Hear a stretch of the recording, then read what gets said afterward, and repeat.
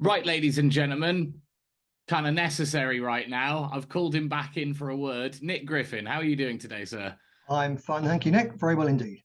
Yes, excellent. I think I intended to talk to you anyway about your Twitter ban, but I mean, call me a conspiracy theorist. I think this is all connected. I think you were kicked off Twitter because I don't think they even want the British people to remember that you existed. I don't think they want you Yeah, in the conversation. I think you came up in Rishi Sunak's speech and then never again. In fact, did you get banned shortly after that?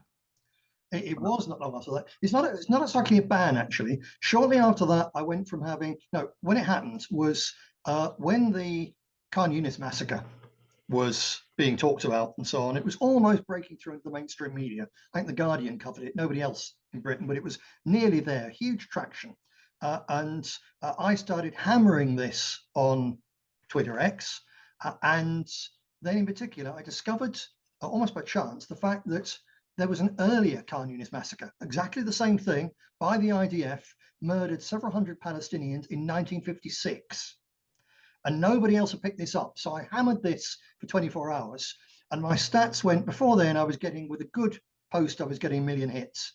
I was getting huge numbers of hits overall, and it suddenly crashed, not just a little bit, it crashed so that my stats were showing me that I'd had 0 views in the last 30 days, Wow. despite the fact that Twitter are actually paying me money for the views and all the rest of it. So 0. And then shortly after that, my account was supposedly hacked and taken over. So it's still there, but it's empty. And I've duly appealed to, through the usual channels to get it back. And the, the thing is this, that even though they were still trying to collect money from me for my blue tick, so I've been paying for the blue tick, and they were still paying me money on account of just being monetized on Twitter, they maintained that I couldn't prove and they couldn't be sure that it was my account, so they wouldn't give it back to me. Amazing. Quite Amazing. amazing. Well, it is Quite quite amazing. amazing, but it's not that actually that shows further that what is going on right now is Yeah. criminal and it's all underhanded because you weren't. We're very used to, or I'm very used to getting a hate speech strike or something where they say you broke the terms and conditions, and they Mm. don't tell you the line that you said, but No, they say you can go read the terms and conditions, you broke them. That has not happened here. This is a you were indeed. hacked, and Yeah, indeed. Yeah. yeah. And they could put it right. Now, they obviously won't want to. And the irony of this, you've got Elon Musk is at present, as I'm sure you know, he's wading in. He's on a full-scale Twitter war with Mm, Keir Starmer. And so he hasn't just allowed Tommy Robinson back, for instance. He no. himself is pushing he's pushing the two-tier policing idea. He's right on that. There is. It's Britain is under two-tier Keir. Yeah, he is right. But if he was a genuine agent in this, if he was genuinely in favour of free speech, then just at present, the one person you can let back on Twitter is Nick Griffin, because Mm. everybody knows over a certain age that I warned precisely that this sort of thing was going to happen, some years ago.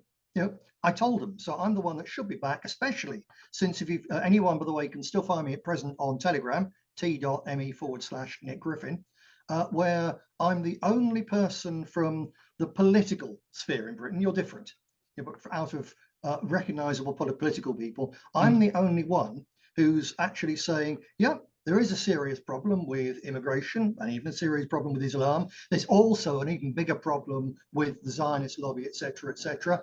These people are trying to push us into communal war in Britain. And I'm the only one giving practical things that British people who are angry about what's being done can do, which is an alternative to going out and rioting and looting and burning and causing mayhem.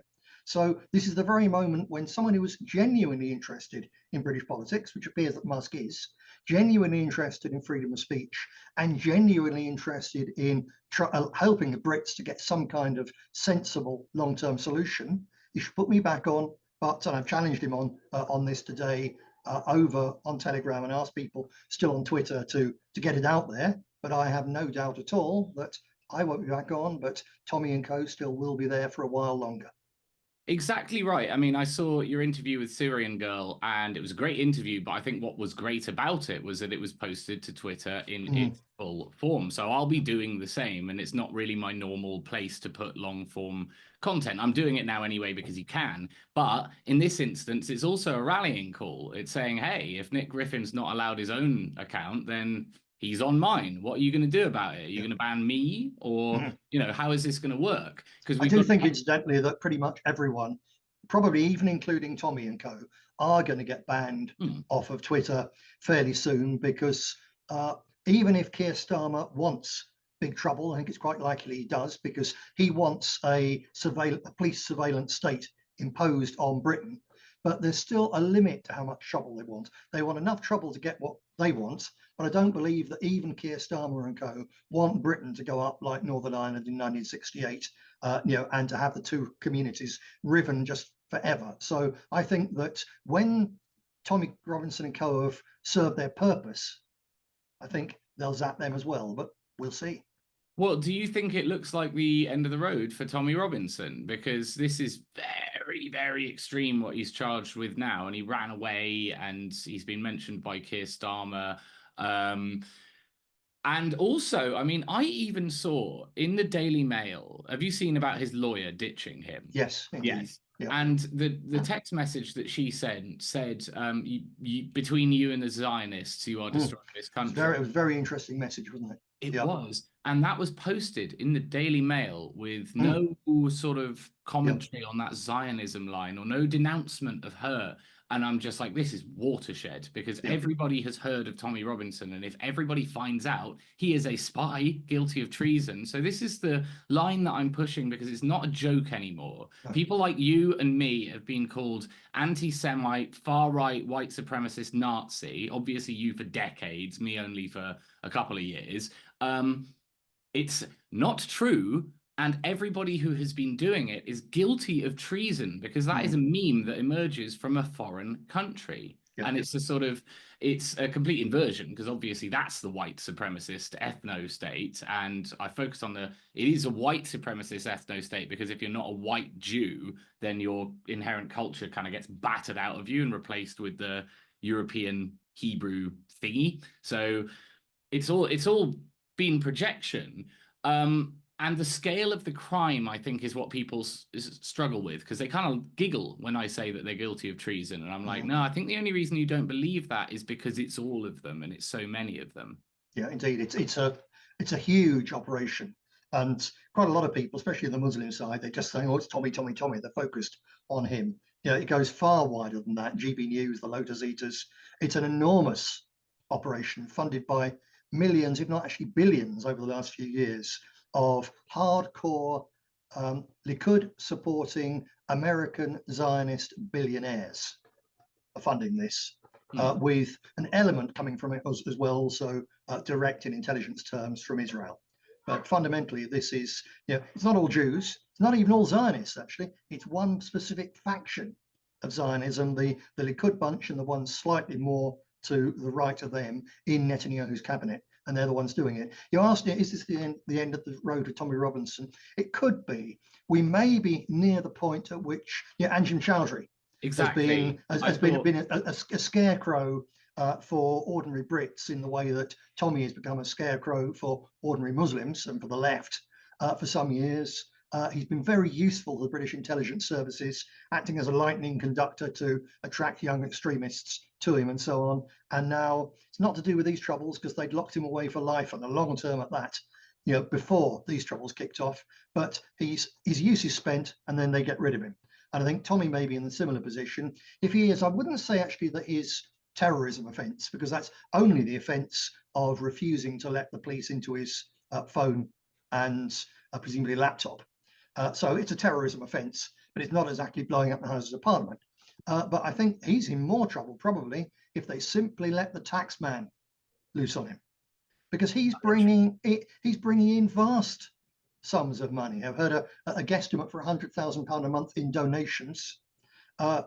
Twitter, my guess is £20,000 a month on Twitter, something like that. Then you've got the residual Shillman money, whatever he hasn't blown up his nose, huge sums of money. And I rather doubt that the taxman has seen much of that. And I would presume he's chasing debt, because that's always been my assessment with a lot of there's an assumption that everyone who's involved in this mafia system is drinking the blood of babies, etc. But I think a lot of them get stung in much milder ways, and it might be, you know, like property, etc. Yeah. Because I think that he was involved in that before he got involved in EDL. He was at the age of in his early 20s. He supposedly, as a council carpenter, he has done a few days of genuine work in his life when he was younger. As a council carpenter, he's supposed to have amassed a portfolio of rental properties. Sorry, doesn't happen. So I think it's far more likely that the allegations of him being like that with Muslim drug dealers in Luton and so on are true. I don't know that for sure, but certainly he can't have come by that sort of money legitimately. And how he's still got property when he's been taken through the courts by Muslim lawfare operators and so on, and up against the state, and as I say, no tax, etc. It's really quite astounding. They've all treated him with kid gloves. I think now it's quite likely he won't come back. He probably has crossed a Rubicon. I suspect he's in Cyprus because he's scoping out the ground. All he's got to do is skip to northern Cyprus, i.e. Turkey, and although it's a Muslim state, if he then kept himself quiet, there's no extradition treaty with the UK. Okay. So I think he could well end up there. I certainly would be quite surprised now if he comes back to Britain. But Yeah. we will see. He's still got very powerful friends. And again, everyone thinking, oh, look at Tommy, he's caused all this trouble, he's helped spark this. Well, other people have as well. I mean, in fact, it was Danny Tomo, obviously one of his lieutenants, who put out the fake news about the Southport slaughter being done by a Muslim who's just arrived off the boats, which has undoubtedly stirred things up, or did. It sort of kicked things off initially. But then the Muslim Defence League, very loose knit operation, got its big push when in Middlesbrough, Nick Lowles of Hope Not Hate put out the allegation that Muslim women had been attacked by gangs of white men with acid. So, you know, he's responsible for that. And probably most of all, Suella Braverman, remember last November when Tommy and co was saying, oh, the pro-Palestinian demonstrators, the wicked Muslims, they're going to desecrate the cenotaph, when they never had done and haven't done since. Suella Braverman, as a senior Conservative MP, was singing the same song and promoting that. And I think that obviously it wasn't the Southport massacre that kicked this off, because that was 3 little children horribly murdered, but the Ariana Grande concert bombing in 2017, 22 murdered, and it didn't have the same effect. So there's more than that, and it's a cumulative effect of the British people simply having had far more than they can stomach anymore. The elite treating the British people with utter contempt over Brexit. This goes down, a lot of it is to what they did with Brexit. 17.4 million Brits voted to leave Europe overwhelmingly on account of the need. It was very clear, the desire to get a grip on our borders and to send our political elite a message that they had to clamp down very vigorously on immigration and on the problems that immigration causes. And instead of listening and doing something about it, the collective political elite, the Tory party as well as the Labour Party, spat in the face of the British people, didn't give them anything at all, replaced Christian Polish immigrants with hundreds of thousands of Africans and Indians and a smaller number of Muslims per year. And everyone's looking again, focusing on the boats coming in at Dover. A few hundred every month. There's 4,000 a day come through the airport legally. That's what they've done with mass immigration. They say the British people voted to tell them to stop it. And instead, they simply said, well, OK, we'll stop the Poles coming in. You can have 500,000 Africans instead. It's an appalling thing. And that's really what has driven the British people to this. And yes, you've got people who've been wound up by Tommy Robinson and co, particularly about Muslims. And again, sections of the Muslim community in Britain has behaved very badly over many, many years. But whose fault primarily is that? People say, well, you know, that community should have got a grip on the groomers. The grooming gangs were from their community. They're to blame. Well, I'd have a lot more sympathy with that message if our community had done anything about the groomers. if some of our politicians, media, police had done something about it, if there were dozens of British fathers, uncles, and older brothers in prison for confronting Muslim grooming gangs, then you could turn around and say that the Muslim community should have confronted Muslim grooming gangs, but they didn't. Nobody did. So they're all to blame. But all these things have been, rolled together, and we've now got this state when Britain is very close to tipping over into what will be actually a civil war.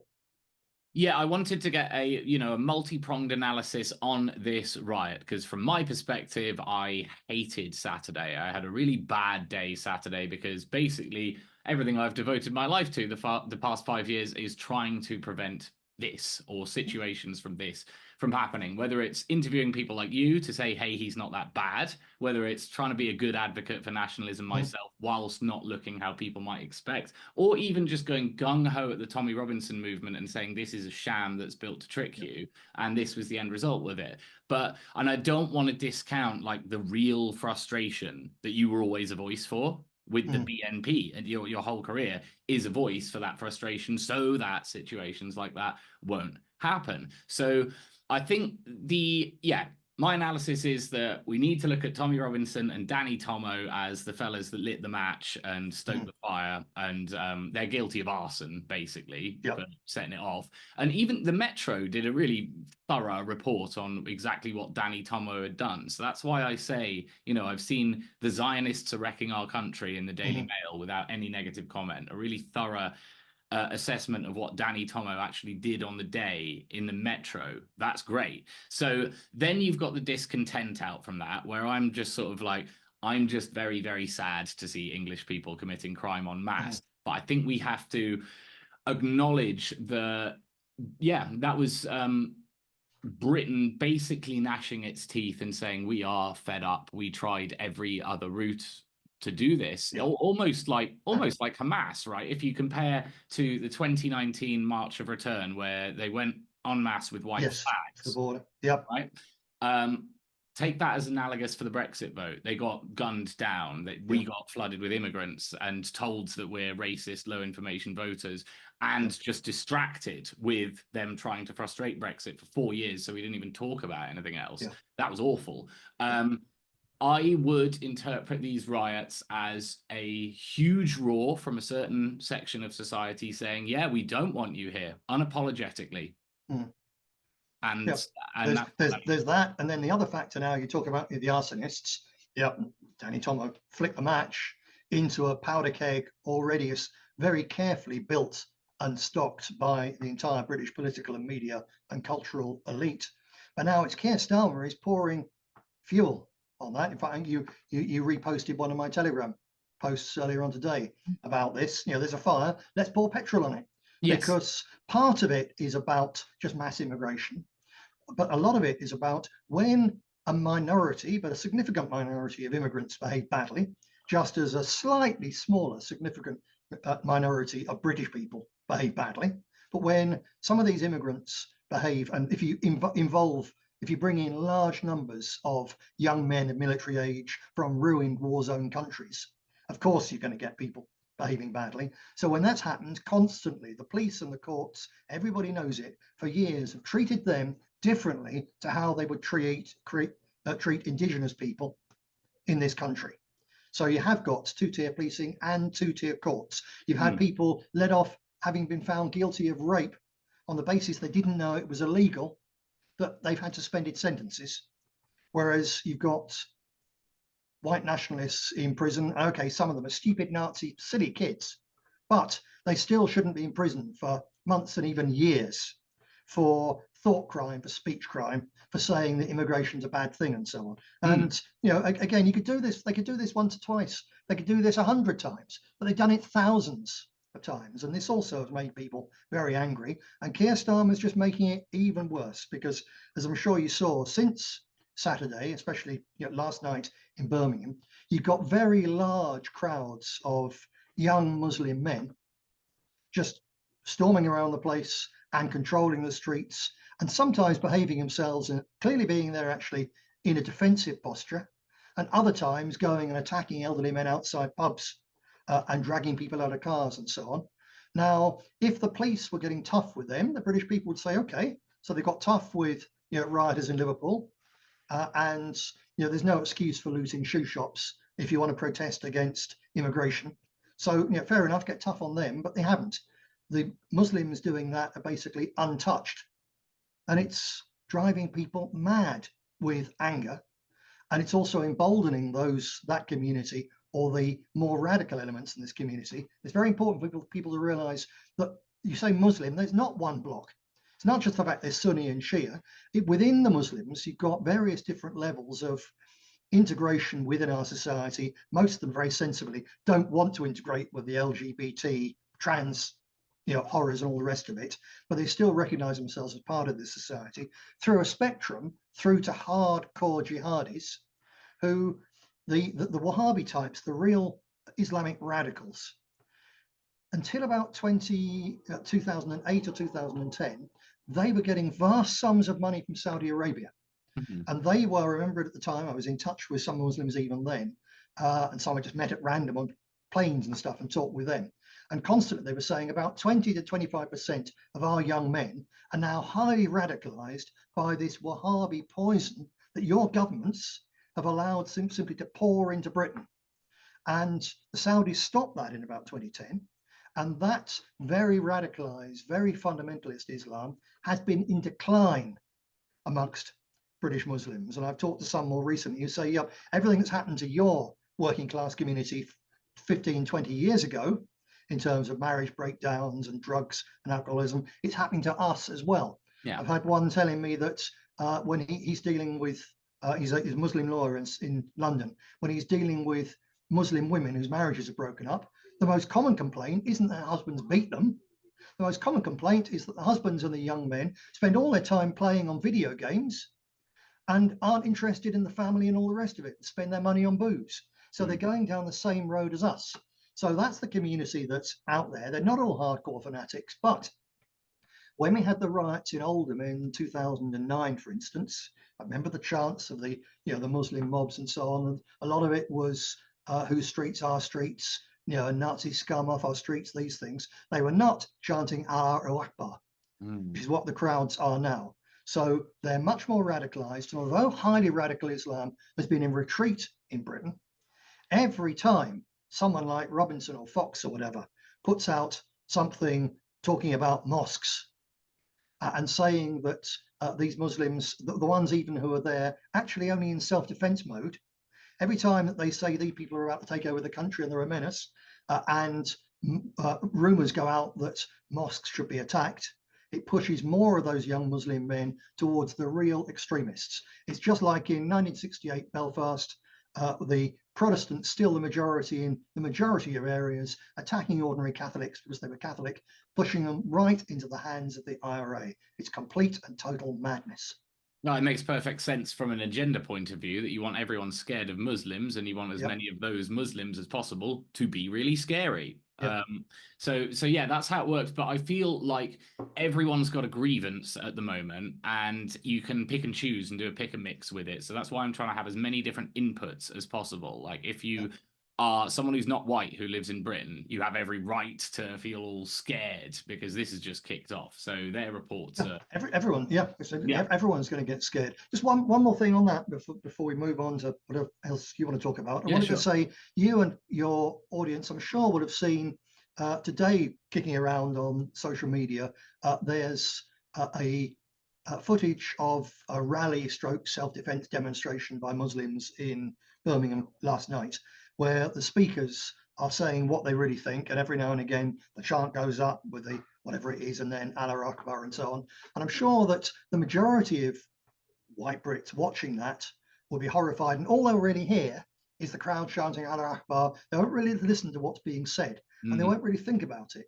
And you see, that's a community which is united and prepared to come out to defend. They think, whether it's true or not, they think that there's going to be an EDL attack on their mosque and on their women. That's what they've heard from the likes of Hope Not Hate. And they think it's true. So they're out there, in case it happens, they're going to defend their people.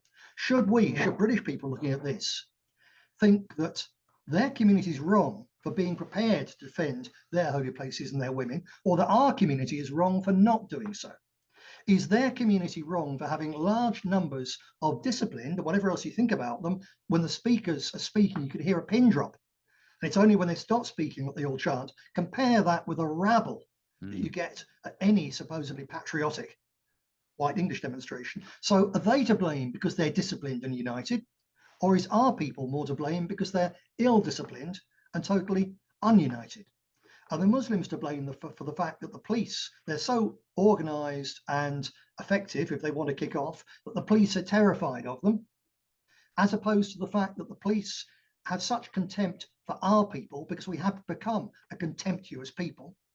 They've got such contempt for our people that they feel they can kick 7 bells out of white protesters, whether they're legitimate protesters or scumbag looters. They can kick 7 bells out of them and there'll be no comeback on the cops. Who's to blame again? Is it the Muslims or is it our community? And my message to our people is that this is almost certainly, because the Zionists want it, the Wahhabis want it, sections of the elite want it all to kick off. It's going to kick off into communal violence. So we need to be prepared when the police can no longer do it as a matter of self-defense is no offense, genuine English common law. You're entitled to defend your own community, but not to attack other people's communities. You're entitled to replace the police if the police aren't there, but not to attack the police on site for no provocation if they are there. Rather than people looking at those Muslims and being horrified and hating them, they need to look at those Muslims and think, you know what, actually, much though I hate the fact they're here, I hate what could happen, wouldn't it be better if our community was more like theirs? Well, that's it, is that despite the label far right and being concerned about mass immigration and being sort of representatives of these things, eventually you start to really see, well, Muslims through a certain lens, especially through a time like now, which is the Tommy crowd are terrified of them and they think that they're quote unquote taking over, which demographically is true, and their religion don't like it, have lots of kids. It's as simple as that. Their faith does command them to do that. So you're right to talk about the faith. Again, a lot of people, a subconscious reason for disliking them is that they're from this community which is very unified and has a faith and has traditions. And our community is not only divided, it's also lost its traditions and it's lost its faith. You can't blame them for having a religion they would die for. The problem is that our people no longer have a religion for which they would die for. That needs to be put right. And it will be put right, because this is all going to not just radicalize people, it's also going to force not just British people, Irish people, Europeans, all out, French, Germans, Italians, because this is going to kick off everywhere. It will force our people back to religious faith, and our societies will be that much the better for it. I'm saying exactly the same thing, because I would say these riots are a comparable moment in our history to Charlottesville in America, which was about 2016, something like that. Which was a white pride riot, or not a riot. I think that was supposed to be a much less damaging event than this lot were. But it was white pride as the sort of, or we are the white people and we deserve these rights as its central sort of theme. And it didn't work because the establishment can demonize you for that, because you've got white privilege and white power, and there's all this sort of collective stuff with it. I believe that that's solely in America they've got that problem, whereas there is no problem with saying you're a British nationalist or an English nationalist. But I still believe that these were white riots that happened at the weekend. And what will happen, because it has happened in America after Charlottesville, is the whole nation regrouped, or at least everyone with this line of thinking, and they have come back much more Christian. I would say they appear much more Christian in 2024. It's right at the front. And I do believe that we're going to go through the same thing. We are years too late, because there's going to be a tremendous amount of fallout from this, where loads of people get arrested and charged for what they did. And imprisoned for very long sentences. Exactly. And that means that this attack strategy was foolish. And that was my perspective, because I think it, with according to a Christian ethic, and that was, I think, why it rocked me to my core on the day. And I do believe that's what's going to happen. There's one more thing that I really want to bring to your attention, which is, so if Tommy Robinson and Tomo and Loza Fox and even Tice and the rest of them were stoking this and lighting the match and letting it burn and then waiting until Sunday to denounce anyone. There's other stuff that's been going on Telegram, which I shared something which was a massive Fed post Yes. from Southport Wake Up. Yep. Well, this looks really suspicious. Rather than just being some idiot, it looks like someone has sent me a message, so I'm trying to paraphrase it, that there are a few Telegram channels with really extreme content with Ukrainian hooligans in them. They appear to be doubling in size every single day. Some of the names would be Southport Wake Up, Welsh Nationalists, The New Firm, Ultras Yep. Not Reds. Yep. So yeah, that's something to Well, bring to there's two possibilities here. One is that they genuinely are Ukrainians, because I met Ukrainian nationalists, people now in Azov, Svoboda, the then opposition party, and so on, back in about 2010. And I've never met more extreme and unreasonable Nazis in my life. Wow. And I've met quite a few, Hmm. really, really extreme. And their idea was, we're going to take over. This was before the Maidan CIA coup. Their idea, they said, we're going to take over the opposition to the government. We're going to take over the demonstrations. We're going to overthrow the government. Then we're going to overthrow the liberals and the Jews that we're working with. And then we are going to export a specifically white Nazi extremism to the whole of Europe. That was their actual aim. Highly unreasonable and unrealistic people. They've lost, the war in Ukraine. They've lost. NATO's lost. It's effectively finished by the mopping up, and large numbers of them have already come to Western Europe.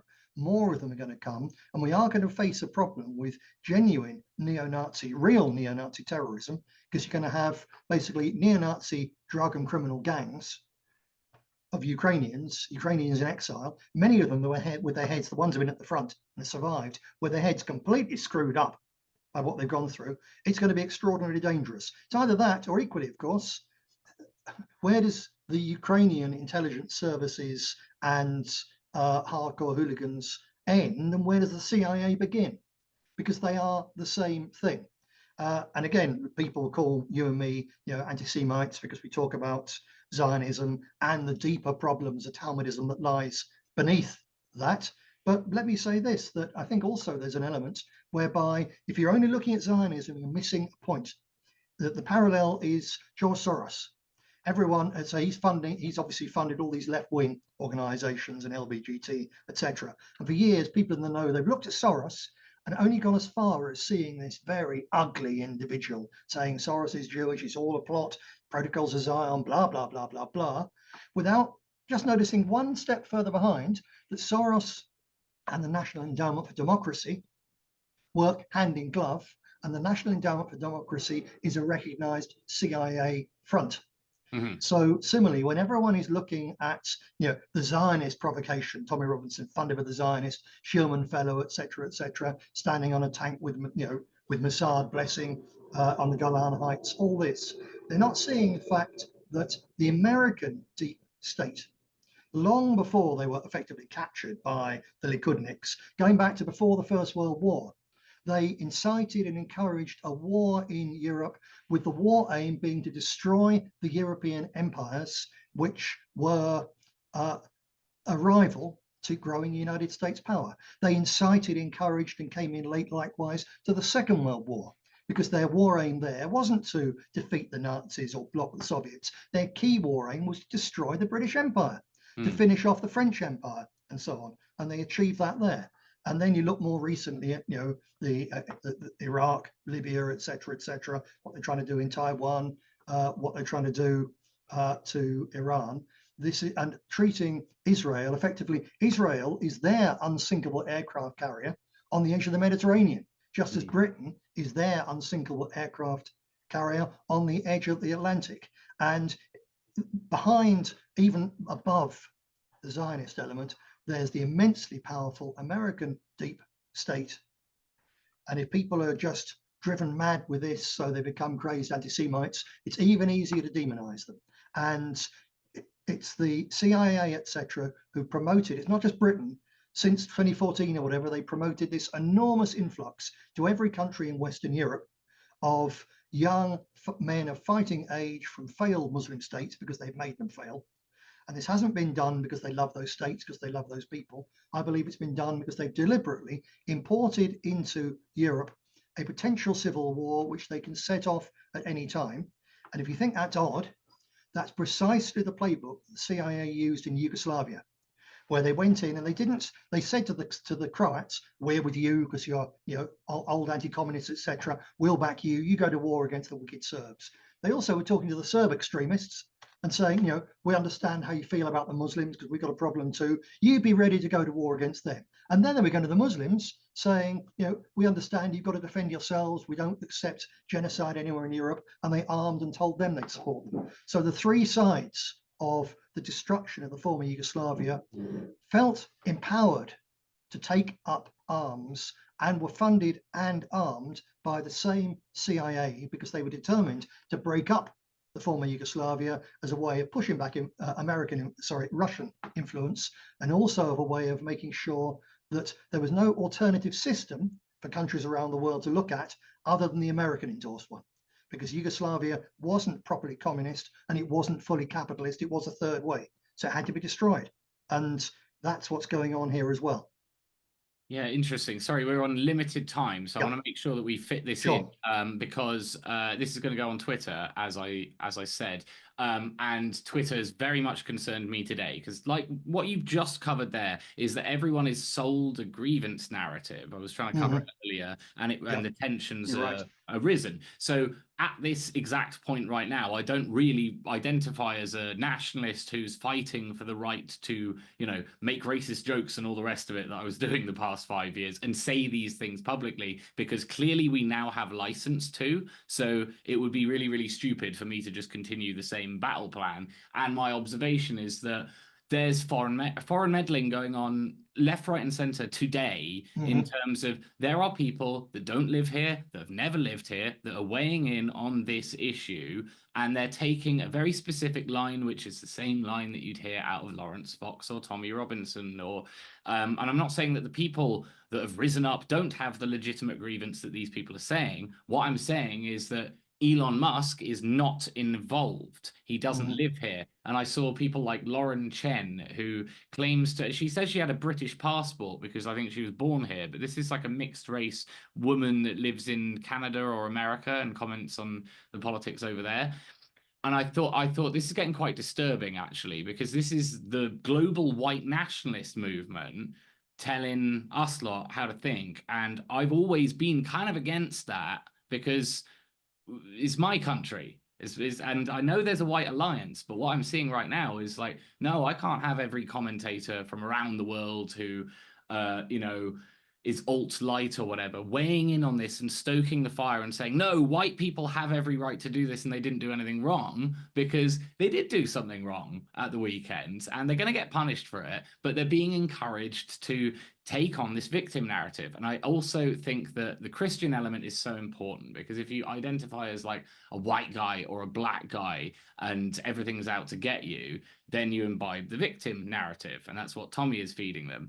But if you have faith, then you know that there is somebody who always had it worse than you, who is the Messiah. And you kind of hold that in your head at the back, or I have at least anyway. And I think that is the defining difference, which means that you can shed that, like, I'm a white guy and we live in an anti-white society, because you really do see good and evil and you expect it. You anticipate you're going to have a tough time if you take up the fight. Don't expect to be anything less than a victim.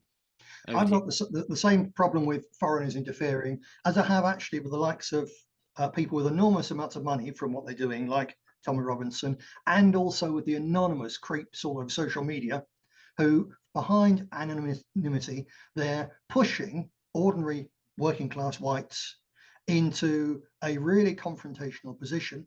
And they're pushing basically for race war. And they're telling people, we can kick them all out, I've got a particular problem with the phrase mass deportations. Like you put it out a couple of days ago, actually.